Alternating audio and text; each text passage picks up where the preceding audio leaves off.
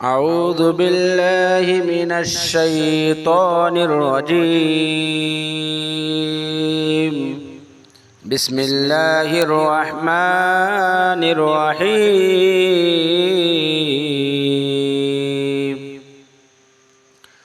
الرحمن علم القرآن خلق الإنسان علمه البيان الشمس والقمر بحسبان والنجم والشجر يسجدان والسماء رفعها ووضع الميزان ألا تطغوا في الميزان وأقيموا الوزن بالقسط ولا تخسروا الميزان والأرض وضعها للأنام فيها فاكهة والنخل ذات الأكمام والحب ذو العصف والريحان فبأي آلاء ربكما تكذبان خلق الإنسان من صلصال كالفخار وخلق الجان من مارج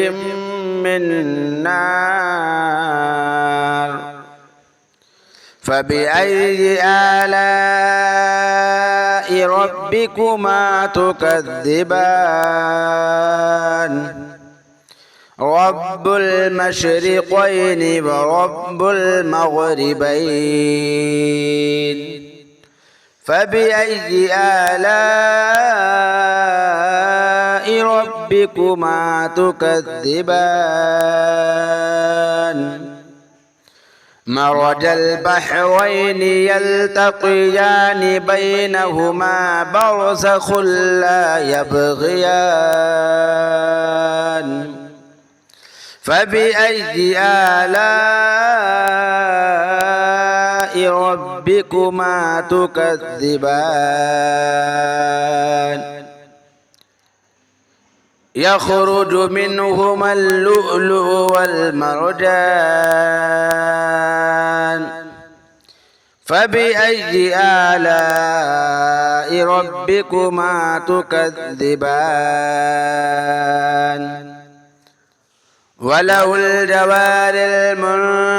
المنشآت في البحر كالأعلام فبأي آلاء ربكما تكذبان كل من عليها فان ويبقى وجه ربك ذو الجلال والإكرام فبأي آلاء ربكما تكذبان يسأله من في السماوات والأرض كل يوم هو في شأن فبأي آلاء ربكما تكذبان سنفرغ لكم أيها الثقلان فبأي آلاء ربكما تكذبان يا معشر الجن والإنس إن استطعتم أن تنفذوا من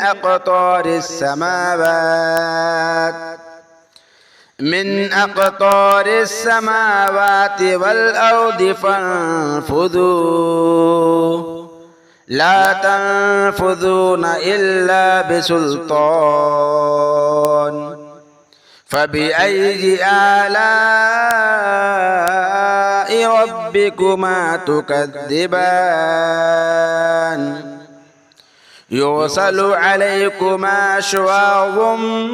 من نار ونحاس فلا تنتصران فبأي آلاء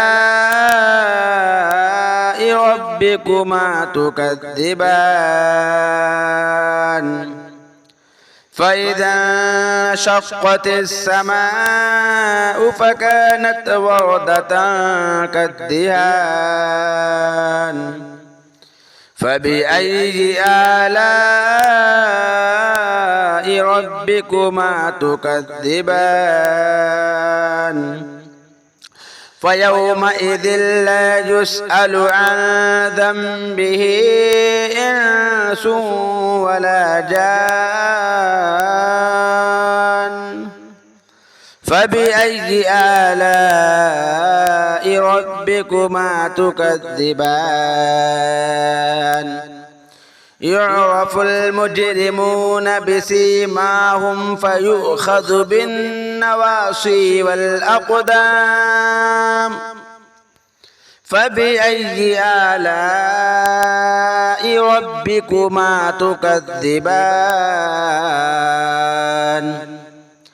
هذه جهنم التي يكذب بها المجرمون يطوفون بينها وبين حميم آن فبأي آلاء ربكما تكذبان ولمن خاف مقام ربه جنتان فبأي آلاء ربكما تكذبان ذواتا أفنان فبأي آلاء ربكما تكذبان فيهما عينان تجريان فبأي آلاء ربكما تكذبان فيهما من كل فاكهة زوجان فبأي آلاء ربكما تكذبان متكئين على فرش بطائنها من استبرق وجنى الجنتين دان فبأي آلاء ربكما تكذبان فيهن قاصرات الطرف لم يطمثهن إنس قبلهم ولا جان فبأي آلاء ربكما تكذبان كأنهن الياقوت والمرجان فبأي آلاء ربكما تكذبان هل جزاء الإحسان إلا الإحسان فبأي آلاء ربكما تكذبان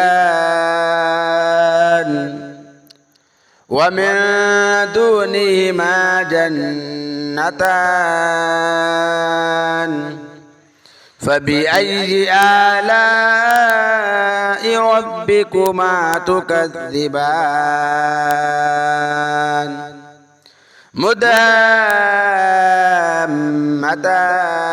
مدهامتان فبأي آلاء ربكما تكذبان فيهما عينان نضاختان فبأي آلاء ربكما تكذبان فيهما فاكهة والنخل والرمان فبأي آلاء ربكما تكذبان فيهن خيرات حسان فبأي آلاء ربكما تكذبان حور مقصورات في الخيام فبأي آلاء ربكما تكذبان لم يطمثهن إنس قبلهم ولا جان فبأي آلاء ربكما تكذبان متكئين على رفرف خضر وأبقري حسان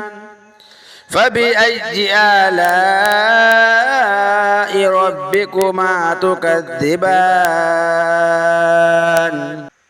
تبارك اسم ربك ذي الجلال والإكرام